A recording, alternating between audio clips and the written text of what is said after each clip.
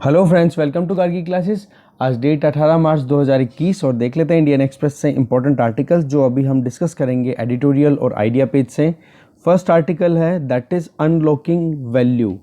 अभी जो 8 मिनिस्ट्रीज़ ने, कल हमने एक रिपोर्ट डिस्कस की थी, रात को जो वीडियो डाला था उसमें, जिसमें हमने जाना था कि 8 मिनिस्ट्रीज़ ने एनलिस्ट किया है कि कहाँ कहाँ से गवर्नमेंट अपने एसेट्स को मोनेटाइज करेगी और पैसा निकालेगी, जिससे कि इंफ्रास्ट्रक्चरल प्रोजेक्ट जो भी हैं, जो अभी अपकमिंग ईयर्स में करने हैं, उनको फंड किया जा सके। क्योंकि अभी क्या है, रेवेन्यू कंस्ट्रेंट्स हैं, तो इसकी वजह से गवर्नमेंट के पास में पैसे की कमाई तो ज़्यादा है नहीं। दूसरी अगर बात करें तो लॉन्ग टर्म प्रोजेक्ट्स को अगर इन्वेस्टमेंट किया जाता है, इंफ्रास्ट्रक्चर बूस्ट किया जाता है, तो उसका मल्टीप्लायर इफेक्ट देखने को मिलता है, तो उसके लिए भी पैसे की रिक्वायरमेंट है। तो ओवरऑल बात क्या है कि एसेट मोनेटाइजेशन का प्रोविज़न, और उसके लिए गवर्नमेंट ने बजट 2021-22 में कहा भी था, और उसी चीज़ को स्पीड से इम्प्लीमेंट करने के लिए ये कदम बढ़ाने शुरू भी कर दिए गए हैं। तो ये अपने आप में एक अच्छी बात है। आर्टिकल को डिटेल में जानेंगे। ये वाला आर्टिकल है जो मुकेश अंबानी है, उनके घर के बाहर जो स्कॉर्पियो में वो जेलेटिन स्टिक्स जो मिली थी, वो सारा मुद्दा अभी भी चल रहा है। ठीक है, उसी के बारे में आर्टिकल है, डिस्कस नहीं करेंगे इस आर्टिकल को। दूसरा आर्टिकल हम डिस्कस करेंगे वो है जेंडर नो बार। एनसीसी में एंट्री के लिए केरला हाई कोर्ट ने एक वर्डिक्ट दिया है कि अब से अगर जेंडर इक्वालिटी प्रमोट करनी ही है तो वेमेन और मेल और फीमेल के अलावा जो ट्रांसजेंडर्स हैं उनको भी आप अलाउ करो एनसीसी में पार्टिसिपेट करने के लिए। ठीक है, और उसी से रिलेटेड ये आर्टिकल है। शानदार आर्टिकल है, इसमें कुछ एक केस का भी पता पड़ेगा ट्रांसजेंडर से रिलेटेड का। अच्छा आर्टिकल है, देखेंगे। ये आर्टिकल पॉलिटिक्स है, बिल्कुल डिस्कस नहीं करेंगे, ये भी हम डिस्कस नहीं करेंगे। तो 2 आर्टिकल्स तो हो गए हमारे एडिटोरियल पेज से।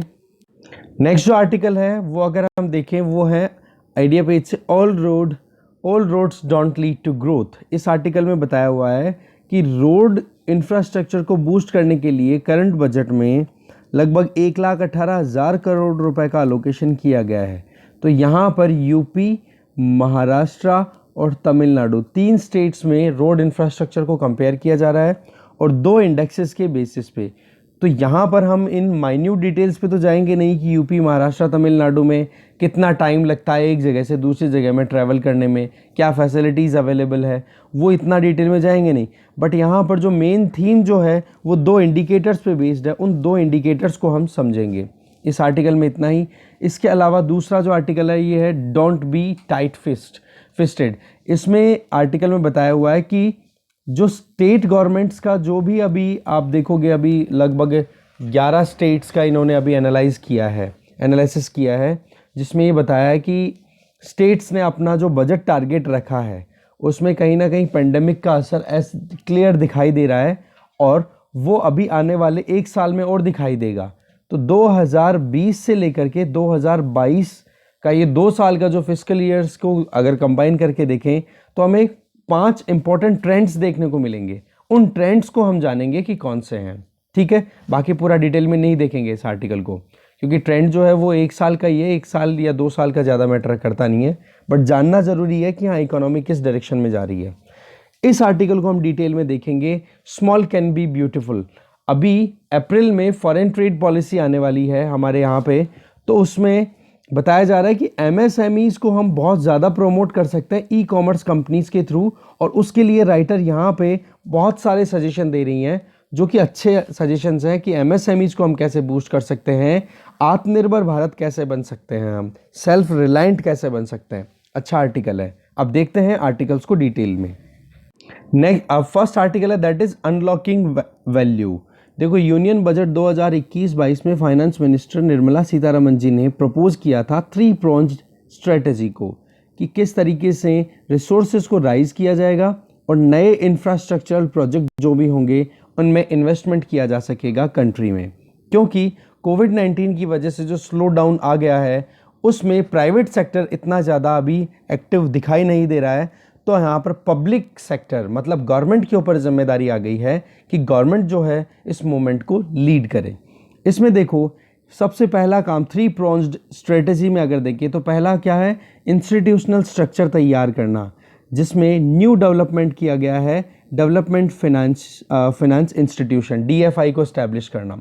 दूसरा, पब्लिक सेक्टर जो एसेट्स हैं, गवर्नमेंट के जितने भी एसेट्स हैं उनको मोनेटाइज करना, उनसे पैसा निकाल देना।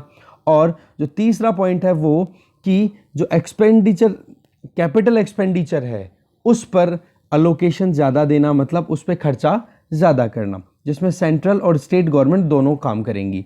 तो ये 3 चीज़ें हो गई। इन 3 पे काम करने के लिए बजट ने मेन फोकस दिया था।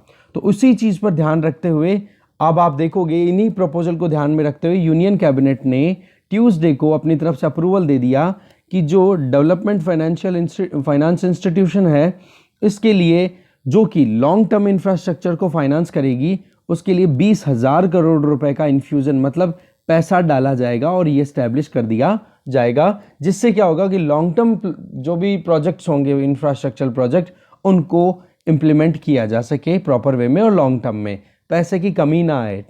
दूसरा, गवर्नमेंट की तरफ से अपनी तरफ से एक और प्लान निकल के आया है, जिसमें नीति आयोग जो है वो नेशनल मोनेटाइजेशन पाइपलाइन स्टैब्लिश करेगा। अब नेशनल मोनेटाइजेशन पाइपलाइन का मतलब एक सीक्वेंस में आप मतलब एक तरीके से पैसा निकालना चाह रहे हो, एसेट्स को सेल आउट करना चाह रहे हो, तो वो चीज़ प्लान की जाएगी इस नेशनल मोनेटाइजेशन प्लान के पाइपलाइन के द्वारा। तो इसमें मेन फोकस रहेगा किसमें? Potential brown field infrastructure assets पे। अब ब्राउन फील्ड इंफ्रास्ट्रक्चर एसेट्स कौन से होते हैं? देखो, एक तो ग्रीन फील्ड होता है और एक होता है ब्राउन फील्ड। ग्रीन फील्ड का मतलब बिल्कुल जीरो से जो प्रोजेक्ट स्टार्ट हो रहा हो। ब्राउन फील्ड का मतलब जो पहले चल रहा था बट किसी कारणवश वो होल्ड पे आ गया, अब उसको फिर से स्टार्ट करना है, मतलब रीस्टार्ट करना है, तो वो फिर वो ब्राउन फील्ड प्रोजेक्ट हो जाएगा। तो मेन फोकस किस पे रहेगा? ये एसेट मोनेटाइजेशन का ब्राउन फील्ड प्रोजेक्ट्स पे, इंफ्रास्ट्रक्चर एसेट्स पे। तो प्रोसेस इतना जल्दी करना कि गवर्नमेंट ने अभी बजट आया, बजट आने के जस्ट 2 महीने के अंदर अंदर ही अपनी तरफ से एग्जीक्यूशन शुरू कर दिया। तो ये एक एनकरेजिंग बात है कि गवर्नमेंट जो है वो बिल्कुल डिटरमाइंड है, एकदम क्लियर विजन के साथ में काम कर रही है।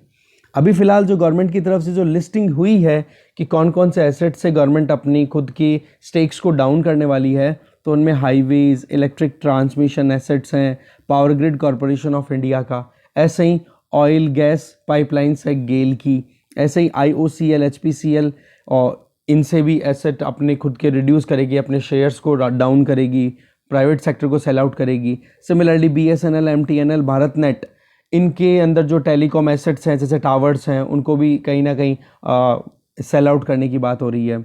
सिमिलरली स्पोर्ट्स स्टेडिया हो गई, इनको भी प्लान करने की। 50 रेलवे स्टेशन रेलवे मिनिस्ट्री के द्वारा प्लान किए गए हैं।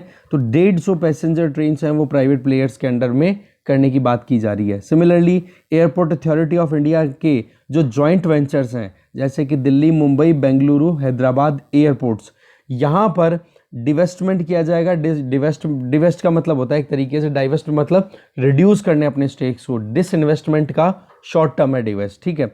Similarly airport authority of India जो है वो भुवनेश्वर, वाराणसी, अमृतसर, इंदौर और त्रिची, इन एयरपोर्ट्स का प्राइवेटाइजेशन भी करेगा। तो ये प्राइवेटाइजेशन और डिसइन्वेस्टमेंट दोनों में डिफरेंस आपको पता होना चाहिए कि प्राइवेटाइजेशन का मतलब ये हो गया कि जहां पर शेयर्स जो हैं वो प्राइवेट सेक्टर के हाथ में 50% से ज़्यादा पहुंच जाएं, तब वो कंपनी प्राइवेट हो जाती है। सिमिलरली डिसइन्वेस्टमेंट का मतलब हो गया गवर्नमेंट की ऑनरशिप तभी बनी रहेगी। मान लो कि अभी कोई एसेट है जिसमें गवर्नमेंट की शेयरिंग है मतलब 75% और गवर्नमेंट उसको रिड्यूस करके कर रही है 65%, 10% शेयर्स सेल आउट कर रही है। तो यहाँ पर अभी भी गवर्नमेंट के पास में होल्डिंग कितनी है? 50% से ज़्यादा है ना।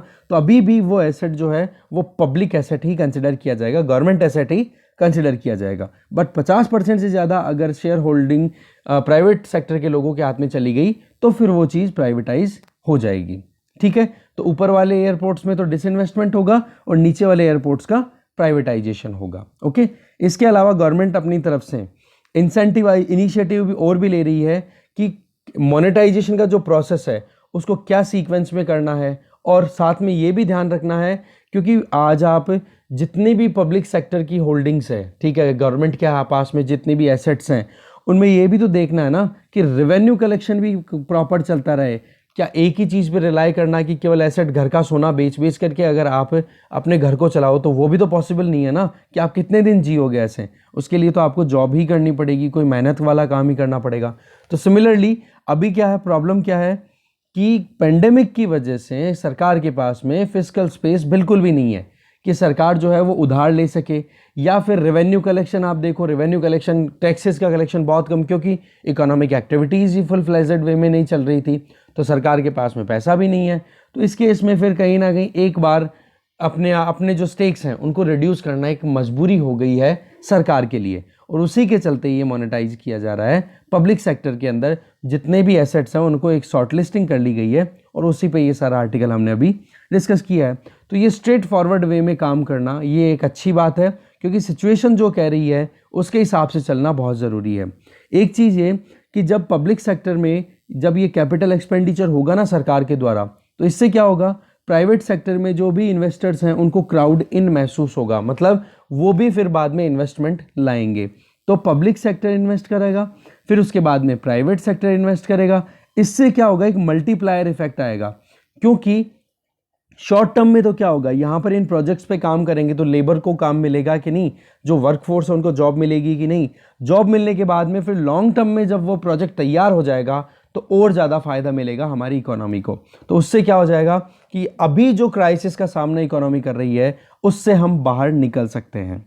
दूसरा, बेचने की वजह, ये जो सेल आउट करने की वजह या फिर अपने स्टेक्स को रिड्यूस करने की वजह गवर्नमेंट के लिए क्या है, क्योंकि फाइनेंसिंग कंस्ट्रेंट्स बहुत ज़्यादा है, बोरो नहीं कर सकते हैं, रेवेन्यू खुद के पास में है नहीं, तो फिर एक ही चीज़ बचती है, जब मजबूरी आ पड़ी है तो फिर कहीं ना कहीं गोल्ड लोन लेना भी एक ऑप्शन हमारे पास में बचता है, और वही चीज़ कहीं ना कहीं अभी करंट गवर्नमेंट के दिमाग में चल रही है।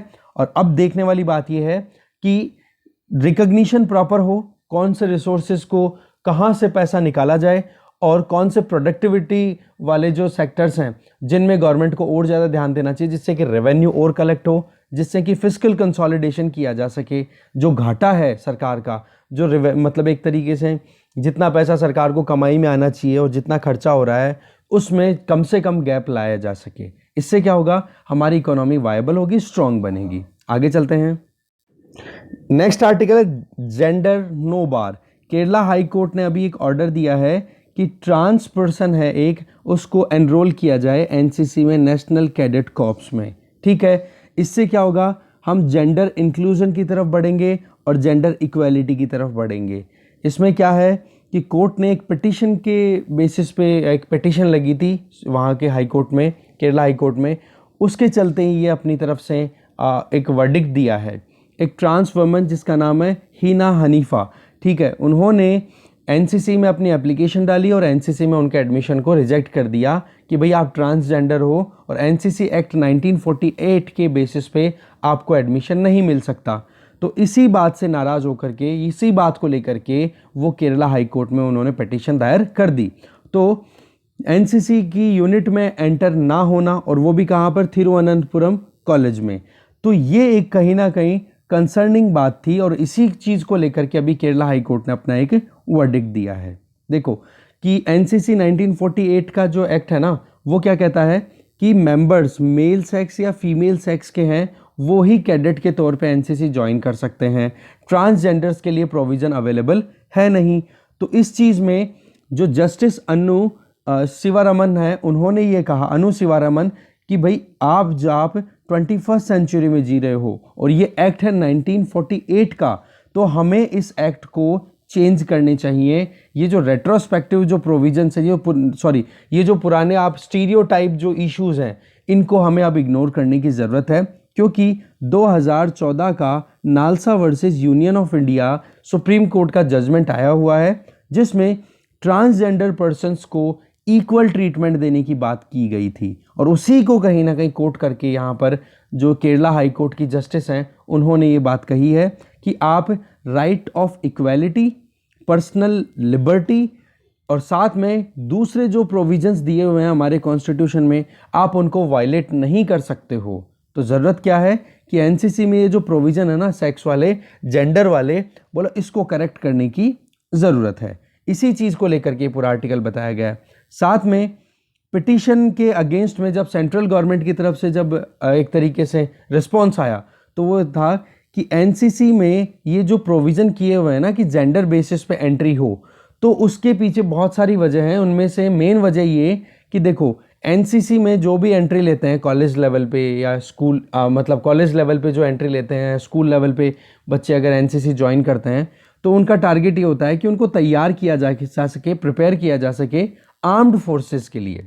ठीक है, तो उसमें क्या होगा कि एक तरफ मेल और एक तरफ है फीमेल, तो उनके बीच में एक गैप, मतलब आप कहते हो कि जहाँ वहाँ पर जो एनसीसी कैंप्स है वहाँ पर फैसिलिटीज सेपरेट होती हैं।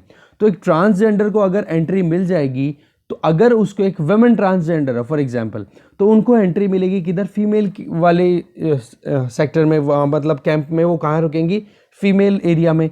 तो वहाँ पर अगर उनको टॉयलेट एक्सेस करना है और इनका मतलब एक तरीके से वो वुमेन ट्रांसजेंडर हैं, तो ये यहाँ पर वुमेन जो दूसरी फीमेल्स हैं उनकी डिग्निटी के लिए कहीं ना कहीं हार्मफुल या रिस्की हो सकता है।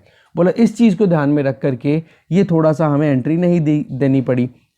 साथ में जेंडर स्पेसिफिक डिफरेंस जो बनाया हुआ है फिजिकली, जहाँ पे सेक्स डिफाइन किया हुआ है कि हाँ मेल फीमेल एनसीसी में एंट्री के लिए, तो बोला वो बायोलॉजिकल और साइकोलॉजिकल दोनों एस्पेक्ट्स के बेसिस पे है। अब बायोलॉजिकली तो चलो ठीक है कि कोई ट्रांसजेंडर है, बट साइकोलॉजी उसके दिमाग में क्या चल रही है वो चीज़ भी तो देखने वाली बात है। यहाँ पर जो एडिटर हैं वो एक चीज़ समझाना चाह रहे हैं कि देखो जो ब्रिटिश ऑथर है ना जेके रॉलिंग्स, ठीक है, उन्होंने भी इस तरीके के ट्रांसफॉबिक मतलब एक तरह ट्रांसजेंडर को लेकर के जो डर रहता है उसको बहुत ज़्यादा कंडेम किया है, निंदा की है कि ट्रांस वुमन के लिए एक ये तरीका है कि कोई भी स्लीपिंग एरिया में, फॉर एग्जांपल ट्रांस वुमन है कोई, वो अगर स्लीपिंग एरिया में उस जगह पे सो रही है या टॉयलेट एरिया में वो टॉयलेट एक्सेस कर रही है जो कि वुमेन एक्सेस करती है, तो वहाँ पर बोला रिस्क रहेगा सेफ्टी और प्राइवेसी के लिए। कौन किसके लिए, जो वुमेन कैडेट्स हैं वहाँ पे।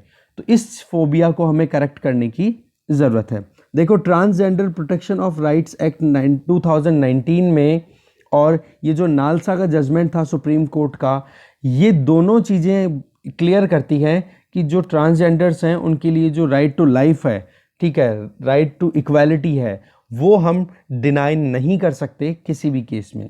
तो इस तरीके से कोर्ट ने गवर्नमेंट को डायरेक्ट भी किया है कि आप जो एनसीसी के लिए ये जो एक्ट है ना 1948 का, इसको आप अमेंड करो और जिससे कि ट्रांसजेंडर्स को भी राइट्स मिल सके उनको, ठीक है ना। ये बहुत चाहे वो पब्लिक स्पेसेस हो या कोई इंस्टीट्यूशनल एक्सेसिबिलिटी हो, कुछ भी हो, ठीक है। तो ये जो स्टिग्मा है ना, स्टिग्मा मतलब ये कि ये जो इनके साथ में जुड़ी हुई जो पूरी स्टोरी है, बोले ये स्टोरी करेक्ट होनी ज़रूरी है, नहीं तो क्या है पेट्रियार्कल सोसाइटी है, माइनॉरिटी में कंसिडर कर लिया जाता है इनको और फिर बाद में इनका अब्यूज़ भी होता है बहुत ज़्यादा। तो ये करेक्ट करने की ज़रूरत है और हाई कोर्ट का जो ये वर्डिक्ट है इसको एक प्रोग्रेसिव स्पिरिट बताई जा रही है 21st सेंचुरी के अकॉर्डिंग। आगे चलते हैं। नेक्स्ट आर्टिकल है small can be beautiful. Article लिखा है अरुणा शर्मा के द्वारा। देखो आज हमारे कंट्री की इकोनॉमी की बात की जाए तो ग्रोथ स्टोरी की बात करें तो मैन्युफैक्चरिंग को हम एक्सक्लूड नहीं कर सकते, और मैन्युफैक्चरिंग भी कौन सी फॉर्म्स के द्वारा, जो स्मॉल यूनिट्स हैं या कॉटेज यूनिट्स हैं जिनको हम एमएसएमई के तौर पे भी कंसिडर कर लेते हैं। तो इनको हम फैसिलिटेट अगर करेंगे ना तो ये गेम चेंजर की तरह काम कर सकते हैं, हमारी इकोनॉमिक ग्रोथ को और ज़्यादा एक्सेलरेट कर सकते हैं, एम्प्लॉयमेंट जनरेशन में बहुत इंपॉर्टेंट रोल प्ले कर सकते हैं, इनकम लेवल एनहेंस कर सकते हैं। तो सप्लाई चेन्स में जो कमियां हैं उन कमियों को भी ठीक किया जा सकता है। एमएसएमईज को सस्टेनेबल और इफ़ेक्टिव बनाने के लिए आज ज़रूरत भी है, तो बहुत सारे ऑप्शंस भी हमारे पास में अवेलेबल हैं, और ऑप्शंस में उन अपॉर्चुनिटीज़ में सबसे बेस्ट तरीका है, सबसे बेस्ट चैनल क्या है, ई कॉमर्स जो मार्केट प्लेसेस हैं इनकी लिंकिंग कर दी जाए इन स्टार्टअप्स के द्वारा, या जो नए एमएसएमईज हैं या जो भी कॉटेज इंडस्ट्रीज़ हैं उनको आप ई कॉमर्स प्लेटफॉर्म्स के साथ में इंटीग्रेट कर दो, जिससे कि मिनिमम कॉस्ट पे आप इकोनॉमी को ट्रांसफॉर्म कर सकते हो, चाहे वो माइक्रो लेवल पे बात करो चाहे मैक्रो लेवल पे। साथ में जो स्मॉल लेवल पे इनोवेशंस आते हैं, इन्वेस्टमेंट आते हैं, उसका भी फ़ायदा मिल सकता है। इस तरीके की अपॉर्चुनिटी का फ़ायदा चाइना ने उठाया जब वर्ल्ड मार्केट में आज वो ग्लोबल मैन्युफैक्चरिंग हब के तौर पे अपने आप को असर्ट कर पाया। उसमें क्या किया उसने, देखो हमने ट्रेडिशनल वे में बहुत सारी आपने पढ़ी है हिस्ट्री में भी कि गिल्ड्स का बनना और बिजनेस सेंटर्स का बनना। गिल्ड्स का मतलब organisation of the people having common interest, जिसमें वो ट्रेड करते हैं साथ में मिलकर के। बंजारों के बारे में भी आपने पढ़ा होगा।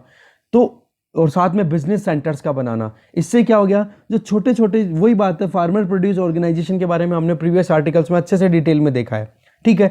तो यहाँ पर भी हम छोटे छोटे जो बिजनेस करने वाले हैं एमएसएमईज, उनके लिए क्यों ना एक कॉमन प्लेस बना दें। इससे क्या होगा, वो ऑटोमेटिकली एम्पावर्ड भी फील करेंगे और उनके लिए एक्सेसिबिलिटी और अपने राइट्स को भी कहीं ना कहीं वो प्रिजर्व कर पाएंगे। तो इसी तरीके से एक सिंगल विंडो अप्रोच पर हमें काम करने की ज़रूरत है और चाइना ने इस चीज़ को कैप्चर किया है। तो एक डिजिटल ट्रांसफॉर्मेशन अगर इन एमएसएमईज का कर लिया जाए ना, और मॉडर्न टेक्नोलॉजी का फ़ायदा अगर इनको मिलना शुरू हो जाए, तो एमएसएमईज जो है ना वो फ्यूचर के लिए बिल्कुल तैयार हो जाएंगे और इन्हीं का फ़ायदा कहीं ना कहीं इंडियन इकोनॉमी को मिल पाएगा। आज हमारा सपना क्या है, वोकल फॉर लोकल, आत्मनिर्भर भारत, सेल्फ रिलायंट इंडिया बनाना चाह रहे हैं। तो क्यों ना हम इसी चीज़ पर ध्यान देकर के ई कॉमर्स कंपनीज को कनेक्ट कर दें इन सारे एमएसएमईज के साथ में, क्योंकि ये एमएसएमईज अगर किसी रिमोट एरिया में ऑपरेट हो रहे हैं या टीयर 2 या टीयर 3 टाइप की जो सिटीज़ हैं वहाँ पे ऑपरेट हो रही हैं, तो इनको इंटरनेशनल, नेशनल या फिर अपने खुद के एरिया से बड़ी सिटीज़ में एक्सेसिबिलिटी मिल सके, जिससे कि वो अपने प्रोडक्ट को वहाँ पे सेल आउट कर सके, नेशनल मार्केट में अपनी प्रेजेंस को शो कर सके, चाहे उनकी लोकेशन कुछ भी हो। इसके अलावा आगे राइटर बताना चाह रही हैं कि कस्टमर अगर कहीं पर भी हो तो कोई प्रॉब्लम नहीं है। जैसे आज आप देखते हो, आज आप ऑनलाइन ऑर्डर करो, फ्लिपकार्ट, अमेजोन या कोई भी प्लेटफॉर्म आप एक्सेस करते हो, बहुत सारी ई कॉमर्स कंपनीज है। तो उनमें क्या फ़ायदा है कि आप आराम से दूर दूर के जिन्होंने भी कोलैबोरेशन कर लिया ना ई कॉमर्स कंपनीज के साथ में, उन प्रोडक्ट्स को आप दूर से खरीद सकते हो, ठीक है। तो वही चीज़ यहाँ पर राइटर जो हैं वो बोल रही हैं कि सरकार को इस चीज़ के लिए ध्यान देने की ज़रूरत है, जो अभी ट्रेड पॉलिसी जो गवर्नमेंट अभी तैयार करने वाली है अप्रैल में जो आने वाली है। देखो, सप्लाई चेन में इन्वेस्ट करना ये बहुत इंपॉर्टेंट है और इसके लिए ई कॉमर्स प्लेटफॉर्म्स हो ना वो बहुत ही एफिशिएंटली काम करती हैं और एक अपॉर्चुनिटी भी प्रोवाइड कर रही हैं एमएसएमईज के लिए, जिससे कि सप्लाई और डिलीवरी नेटवर्क को और अच्छे से बनाया जा सकता है। क्योंकि अगर आपको पता पड़े कि हरियाणा के किसी दूर दराज के किसी गांव में या राजस्थान के किसी दूर दराज के गांव में एक क्वालिटी प्रोडक्ट वहां पे हाथों से बनाया जाता है और आप बहुत ही ज़्यादा एंथुजियास्टिक हो उन चीज़ों को लेकर के, तो आप उस चीज़ को ऑर्डर कर सकते हो, ठीक है। उस बंदे को तो जॉब मिल गई जो वहाँ पे प्रोड्यूस कर रहा है, और दूसरा आपकी जो नीड्स हैं वो पूरी हो गई। तो ये चीज़ है ना कॉम्प्लीमेंट करती है।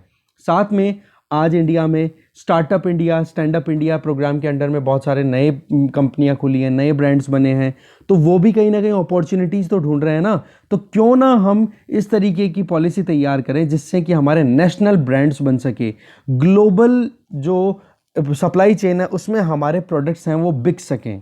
आज एडिशनल इनकम जनरेशन की डिमांड हर जगह पे रहती है, तो लाइवलीहुड अपॉर्चुनिटीज़ क्रिएट करना, साथ में लाइवलीहुड अपॉर्चुनिटी दैट मीन्स जो रिक्वायरमेंट है वो तो कम से कम पूरी हो, बट मल्टीपल लाइवलीहुड अपॉर्चुनिटीज़ हो जाए। मतलब एक तो क्या हो गया कि जो बंदा ट्रेडिशनली काम करता आ रहा है वो ऑफलाइन तो बेचेगा ही ना, उसके पास में जो ग्राहक आ रहे हैं, तो उनके पास में एक ऑनलाइन प्लेटफॉर्म का और अगर एक्सेसिबिलिटी आ जाए तो कितना शानदार तरीके से बेचा जा सकता है। अभी देखो कितना एडवर्टीजमेंट भी इसी तरीके से, वही इनोवेशन उसी में अप्लाई किया जा रहा है। ऐड देखा करो कितने सारे आते हैं कि एक अभी दिवाली के टाइम पे एक ऐड था कि एक औरत आके बैठती है अपने जो अर्दन पॉट जिनको बोलते हैं लाइट पॉट, ठीक है, जिनको आप दिया बोलते हैं, दीपक बोलते हैं, तो वो सेल आउट करने की कोशिश करती है, पर उस टाइम पे इतने ज़्यादा कोई ख़रीदते नहीं है क्योंकि कोई लाइट नहीं खरीद रहा है, कोई और। फिर एक छोटा बच्चा आता है और फिर वहाँ पे वो फ़ोटो खींच करके और अपने खुद के फेसबुक पेज पे शेयर कर देता है, और फिर उसके बाद में उसके वो सारे दिए जो हैं धड़ाधड़ बिकना शुरू हो जाते हैं। तो कहने का मतलब ये है कि जब अपॉर्चुनिटी है, जब ऑफलाइन के साथ में ई कॉमर्स प्लेटफॉर्म के साथ में ऑफलाइन तो है ही, ऑनलाइन के साथ में इंटीग्रेट कर दिया जाए तो कितना फ़ायदा मिल सकता है इस ऑनलाइन कोलैबोरेशन का। इस पर राइटर यहाँ पे फोकस कर रही हैं। देखो, बहुत सारी हर्डल्स हैं, इन हर्डल्स को करेक्ट करने की भी ज़रूरत है, क्योंकि ई कॉमर्स सेक्टर को रोबस्ट और स्ट्रॉन्ग अगर बनाना है तो उसके लिए हमें इन प्रॉब्लम्स को पहले सॉर्ट आउट करनी पड़ेगी। इसमें क्या क्या काम करने की ज़रूरत है सरकार की तरफ से। पहला काम, देखो, जो रोड ब्लॉक्स है ना जो भी समस्याएं हैं ई कॉमर्स सेक्टर में उनको ठीक करने की ज़रूरत है। क्योंकि आज अगर ease of doing business online, यहाँ पे ऑनलाइन टर्म का ज़रूर ध्यान रखना, ease of doing business online के लिए हमें काम करने की ज़रूरत है। देखो, कोई भी प्लेटफॉर्म, जैसे मान लो कोई एमएसएमई है, वो ऑफलाइन अगर अपने प्रोडक्ट्स को सेल आउट करते हैं ना, तो उन लोगों को जीएसटी से छूट मिलती है। जबकि वो ही अगर उतना ही अमाउंट का प्रोडक्ट वो ऑनलाइन सेल कर देते हैं तो उसमें जीएसटी से कोई छूट नहीं मिलती। तो पहला काम तो क्या करने की ज़रूरत है, ऑनलाइन और ऑफलाइन दोनों में जीएसटी में जो छूट मिल रही है वो इक्वल करो। इससे क्या होगा, एमएसएमईज एनकरेज्ड फील करेंगे कि हाँ, अब हमें भी ऑनलाइन सेलिंग करने की ज़रूरत है। दूसरा काम क्या करने की ज़रूरत है कि गवर्नमेंट जो है वो प्रिंसिपल प्लेस ऑफ बिजनेस को हटा करके प्रिंसिपल प्लेस ऑफ कम्युनिकेशन करे। क्योंकि ऑनलाइन में अगर आप कुछ भी सेल आउट करना चाहते हो ना, तो वहां पर आपकी लोकेशन आपसे पूछी जाती है। अब लोकेशन में ये पूछे कि भाई आपका बिजनेस कहाँ पर है, तो बिजनेस आजकल तो भाई ऑनलाइन काम होते हैं ना। अगर आप कोई भी प्रोडक्शन कर रहे हो, कुछ भी काम कर रहे हो, तो आप घर पे बैठकर भी काम करना चाह रहे हो। और दूसरा, आप कहीं पर भी मोबिलिटी आपकी बहुत ज़्यादा है, कभी एक सिटी में हो, दूसरे फिर गांव में हो, कभी कहीं और जा रहे हो, तो आपकी मोबिलिटी अगर आपकी कंटिन्यू बनती रहती है, तो उस केस में क्या है कि अगर ये जो प्रिंसिपल है, प्रिंसिपल प्लेस ऑफ बिजनेस, तो इसको हटा करके प्रिंसिपल प्लेस ऑफ कम्युनिकेशन करने की ज़रूरत है। इससे क्या होगा कि कोई भी आदमी अगर अपनी लोकेशन को चेंज करता है तो उसको ऑनलाइन अपने प्रोडक्ट को सेल करने में प्रॉब्लम नहीं आए, किसी भी एमएसएमई को इस चीज़ में प्रॉब्लम नहीं आए। तो ज़रूरत किस चीज़ की है, ये पीपीओबी, इसको एलिमिनेट करने की ज़रूरत है। और साथ में जो स्टेट लेवल पे जो जीएसटी है वो कहीं ना कहीं थोड़ा सा फैसिलिटेट करे। नेशनल लेवल, देखो स्टेट गवर्नमेंट अगर स्टेट लेवल पे अगर फैसिलिटी मिल जाती है ना, तो फिर बाद में देखो ई कॉमर्स बेसिस वो नेशनल प्रोडक्ट बन जाता है, नेशनल के बाद में ग्लोबल ब्रांड बनते, टाइम नहीं लगता है। ठीक है। थर्ड सजेशन दिया जा रहा है कि एमएसएमईज को हैंड होल्डिंग सपोर्ट दिया जाए, जिससे कि वो ई कॉमर्स प्लेटफॉर्म के फंक्शंस को समझ सके, मतलब टाइम टू टाइम इनकी ट्रेनिंग हो सके। हाँ, कि कैसे इमेज खींची जाती है, कैसे फ़ोटो बनाई जाती है, कैसे कैटलॉग तैयार किया जाता है। कैटलॉग आपको पता होगा ना, कि जो इमेजेस का एक पूरा लबादा, पूरे एक बुक होती है जिसमें पूरी डिटेल दी हुई होती है कि हाँ इधर अब इधर उन्होंने पॉट की इमेज डाल दी और उस पॉट के कहाँ से, मतलब पूरी डिटेल डाल दी इधर। इससे क्या हो गया कि ऑनलाइन वो इन्फॉर्मेशन शेयर कर देंगे, लोग देखेंगे और ऑर्डर कर देंगे। जैसे कि हम नॉर्मली आप रिव्यू देखते हो जब भी कोई ऑनलाइन ऑर्डर करते हो, तो सिमिलर चीज़ें की जानी चाहिए कि एमएसएमई की जो होल्डर्स हैं या फिर जो भी एमएसएमई को रन कराने वाले इंडिविजुअल्स हैं, उनकी time to time ecommerce entities के साथ में एंगेजमेंट हो, एक्सपर्टाइज प्रोवाइड किया जाए उनको, और साथ में ऑन बोर्डिंग प्रोग्राम्स जैसे कि ट्रेनिंग प्रोवाइड कर दी जाए उनको, अवेयरनेस सेशंस कि अभी क्या ट्रेंड में चल रहा है वो बताया जाए। साथ में जो कॉमन इंपॉर्टेंट सर्विसेज हैं जैसे कि इमेजिंग, कैटलॉगिंग, इनके बारे में भी उनको बताया जाए। इसमें स्टेट गवर्नमेंट अच्छा रोल प्ले कर सकती है। इसमें क्या होगा कि एमएसएमई जो हैं वो एग्जिस्टिंग स्कीम्स के साथ साथ में अपने आप को कोलैबोरेट करवाएंगे। अवेयरनेस आ जाएगी ना, पता पड़ जाएगा कि क्या स्कीम चल रही है, सरकार का कहाँ सपोर्ट मिल रहा है। तो एक तो हो गया फिजिकल मार्केट को एक्सेस करना अपनी ऑफलाइन, और एक ऑनलाइन सेलिंग भी अगर वो कर लेंगी तो कितना फ़ायदा हो जाएगा एमएसएमईज को। ठीक है, यही चीज़ यहाँ पे बताई जा रही है। चौथा सजेशन कि इंफ्रास्ट्रक्चर बिल्ड करने की ज़रूरत है, जिसमें फिजिकल इंफ्रास्ट्रक्चर भी स्ट्रांग हो और डिजिटल इंफ्रास्ट्रक्चर भी रोबस्ट हो, स्टेबल हो। क्योंकि डिजिटल ट्रांसफॉर्मेशन के लिए ये दोनों ही ज़रूरी है। आज अगर आप कोई प्रोडक्ट को सेल करना चाह रहे हो तो आपके गांव में, आप गांव से बिलोंग करते हो, आपके गांव में नेटवर्क तो आना चाहिए ना, स्पीड तो अच्छी आए इंटरनेट की, एक्सेसिबिलिटी तो अच्छी हो वहाँ पे इंटरनेट की। अब अगर वो अवेलेबल है तो साथ में रोड्स की कनेक्टिविटी अच्छी होनी चाहिए। इससे क्या होगा, गांव का प्रोडक्ट है वो शहरों तक रोड के थ्रू आसानी से पहुंच पाएगा। तो फिजिकल और डिजिटल दोनों इंफ्रास्ट्रक्चर्स को और बेटर बनाने की ज़रूरत है, जो भी कमियां हैं उन पर ध्यान देने की ज़रूरत है। इसके लिए क्या किया जा सकता है, जो रोबस्ट लॉजिस्टिक नेटवर्क्स हैं उनको डेवलप किया जाए, वेयर हाउस चेन को तैयार किया जाए, जहां पर जो प्रोडक्ट की अगर प्रोसेसिंग करनी पड़े, स्टोरेज करना पड़े तो आसानी से हो सके, और एक जगह से दूसरी जगह ले जाना पड़े तो बिना किसी डैमेज के सप्लाई की जा सके। तो नेशनल लॉजिस्टिक पॉलिसी की अगर बात करें तो नेशनल लॉजिस्टिक पॉलिसी को फोकस करना चाहिए ई कॉमर्स सेक्टर की ज़रूरतों पर। इससे क्या होगा, एमएसएमईज को इंटीग्रेट करके आप फ़ायदा पहुंचा सकते हो। पांचवा सजेशन, जो स्किल पॉलिसी है और प्रोग्राम्स हैं, मतलब जो इंडिविजुअल को कौशल दिया जाता है, स्किलिंग दी जाती है, ट्रेनिंग दी जाती है उसके, और जो प्रोग्राम डेवलप किए जा रहे हैं, तैयार किए जा रहे हैं, उनके दोनों के बीच में जो डोटेल है, डोटेल का मतलब होता है एक तरीके से उन दोनों के बीच में जो एक कॉम्बिनेशन बैठना चाहिए, उसमें ई कॉमर्स प्लेटफॉर्म्स को भी कंसिडर करने की ज़रूरत है। इससे क्या होगा, ई कॉमर्स ओरिएंटेड आप काम करोगे और उससे फिर बाद में ओरिएंटेड पॉलिसीज बनेगी तो फ़ायदा आराम से पहुंच पाएगा। छठा सजेशन, देखो स्पेसिफिक स्टेप्स लेने की ज़रूरत है जिससे कि हम एक्सपोर्ट को इंक्रीज कर सकें ई कॉमर्स के थ्रू। कुछ प्रोडक्ट ऐसे भी हैं जो इंटरनेशनल मार्केट में हमारी जो छाप है उसको छोड़ सकते हैं, तो क्यों ना एक एक्सपोर्ट मार्केट ओरिएंटेड पूरी एक रिसर्च की जाए, और उन प्रोडक्ट के बारे में रिसर्च होने के बाद पता पड़ गया कि हाँ इंटरनेशनल मार्केट में कम्पीट कर सकते हैं, तो क्यों ना फिर ई कॉमर्स प्लेटफॉर्म के थ्रू उनको इंटीग्रेट करें और एक्सपोर्ट ओरिएंटेड मैन्युफैक्चरिंग करवाई जाए कि और क्वालिटी थोड़ी सी इंप्रूव हो जाए, तो हम इंटरनेशनल मार्केट में अच्छा खासा पैसा कमा सकते हैं। इसके लिए क्या किया जा सकता है कि जो एग्जिस्टिंग जो स्पेशल इकोनॉमिक जोन्स है ना, सेज जिनको बोलते हैं, वहाँ पर एक कहीं ना कहीं ई कॉमर्स प्लेटफॉर्म्स को इंटीग्रेट करने की ज़रूरत है। ठीक है, इसके अलावा जो हमारा पोस्टल डिपार्टमेंट है ना, वो बहुत इंपॉर्टेंट काम कर सकता है। आज कोई भी पोस्ट अगर यूएसए से इंडिया आती है, इंडिया से अगर नेदरलैंड्स में जाती है, यूके में जाती है, कहीं पर भी, तो हम पोस्टिंग डाल देते हैं। पोस्ट डालने के बाद में फिर वो पार्सल जो है वो आराम से ट्रांसफ़र हो जाता है इंडिया से वहाँ पे, और आप ट्रैक भी कर पाते हो कि हाँ अभी तक पार्सल आपका कहाँ पे पहुँचा है। तो बोलो वही ट्रैकिंग सिस्टम आप ई कॉमर्स प्लेटफॉर्म के थ्रू एमएसएमई प्रोडक्ट को सेल करने के लिए अवेल करा सकते हो। इससे कितना फ़ायदा हो सकता है ये भी ध्यान देने की ज़रूरत है। तो अभी अर्जेंट नीड है कि एक कंसोलिडेटेड पॉलिसी बने जिसमें कि हर एक फैक्टर पे ध्यान दिया जाए, जिसमें मेन जो पॉइंट है वो है ई कॉमर्स एक्सपोर्ट को प्रमोट करना। और एक्सपोर्ट में जब एक कंट्री प्रमोट अपने आप के प्रोडक्ट को कर पाता है, फिर उसकी जो इकोनॉमी जो ग्रोथ है उस ट्रेजेक्ट्री को कोई भी डिनाई नहीं कर सकता, जैसे कि चाइना का हमने एग्जाम्पल अभी डिस्कस किया ही था स्टार्टिंग में। इसके लिए क्या करें कि अभी जो फॉरेन ट्रेड पॉलिसी आने वाली है उसमें इन आइडियाज़ को आइडेंटिफाई किया जाए, स्पेसिफिक प्रोविजंस किए जाएं, जिससे कि ये जो कमियां रह चुकी हैं, या फिर आप कहो कि एमएसएमई सेक्टर जो कि एक कह सकते हो कि कोर होती है या फिर मेन बेस है, उसको सपोर्ट मिल जाएगा, तो हमारे यहाँ पर एम्प्लॉयमेंट अपॉर्चुनिटी, इकोनॉमिक प्रॉस्पेरिटी और हमारी जो कंट्री की इकोनॉमी है उसकी ग्रोथ हम इंश्योर कर पाएंगे। ठीक है, आगे चलते हैं। नेक्स्ट आर्टिकल है all roads don't lead to growth. इस आर्टिकल में बताया है कि बजट जो है 2021-22 का, उसको इंफ्रास्ट्रक्चर बजट के नाम से जाना गया है। इसकी वजह हमने फर्स्ट आर्टिकल में देख ली क्यों। ठीक है, तो इसमें बताया गया है कि पिछली साल के कंपैरिजन में अब की बार लगभग 30% इंक्रीमेंट देखा गया है रोड मिनिस्ट्री को, ministry of road transportation and highway के जो बजट अलोकेट किया गया है उसमें।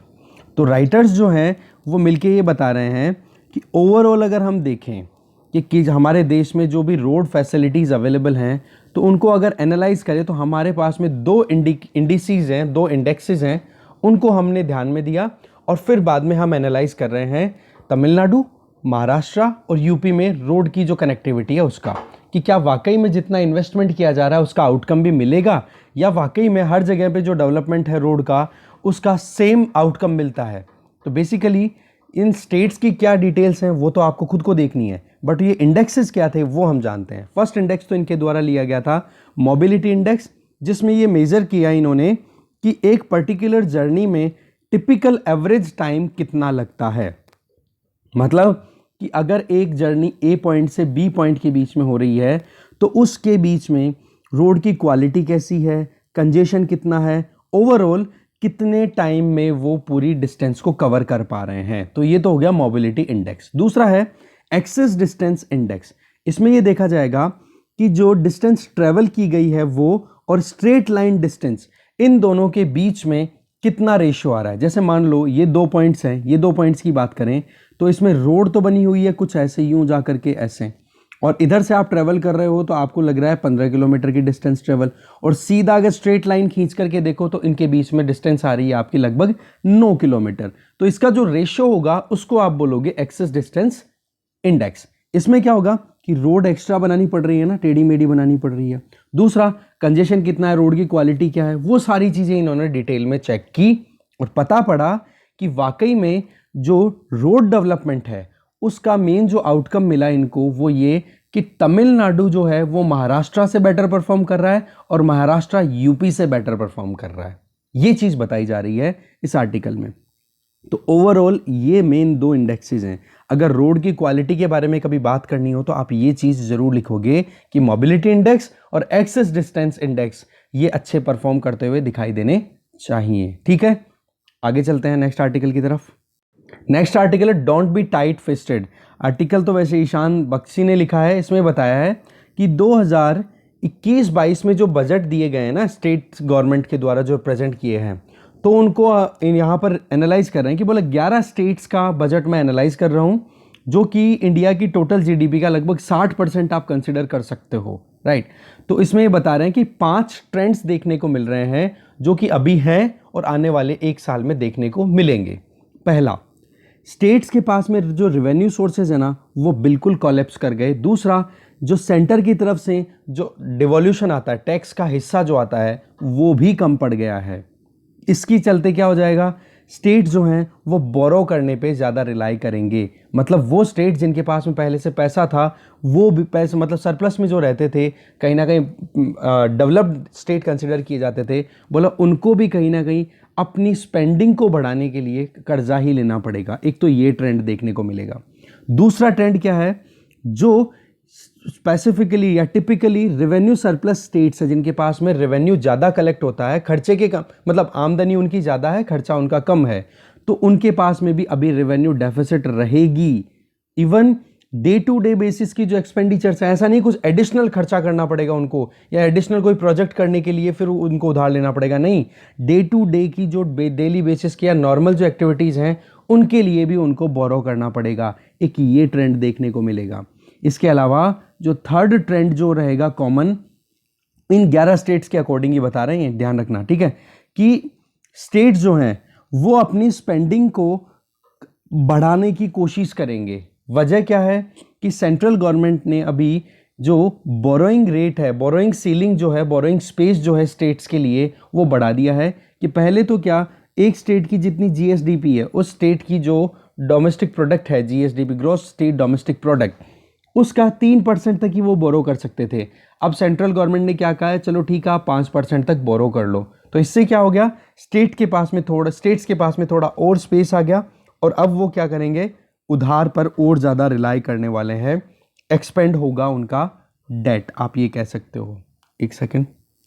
चौथा जो ट्रेंड देखने को मिलेगा वो ये कि सेंटर और स्टेट दोनों अब क्या कोशिश करेंगे, फिस्कल कंसोलिडेशन की कोशिश करेंगे। फिस्कल कंसोलिडेशन का मतलब क्या हो गया कि फिस्कल एक्सपेंडिचर और फिस्कल जो एक तरीके से रेवेन्यू आ रही है या कलेक्शन हो रहा है, फिस्कल कलेक्शन, इनके बीच में एक बैलेंस बनाना कि एक्सपेंडिचर अभी ज़्यादा है, कलेक्शन बहुत कम है, तो अब जल्दी से जल्दी इस गैप को ख़त्म करना चाहते हैं। बात क्या है, अभी आमदनी तो देखो 98 है, रुपया है खर्चा सरकारों का, तो उस गैप को जो 50 पैसे का गैप है ना उसको ख़त्म करने की कोशिश की जाएगी।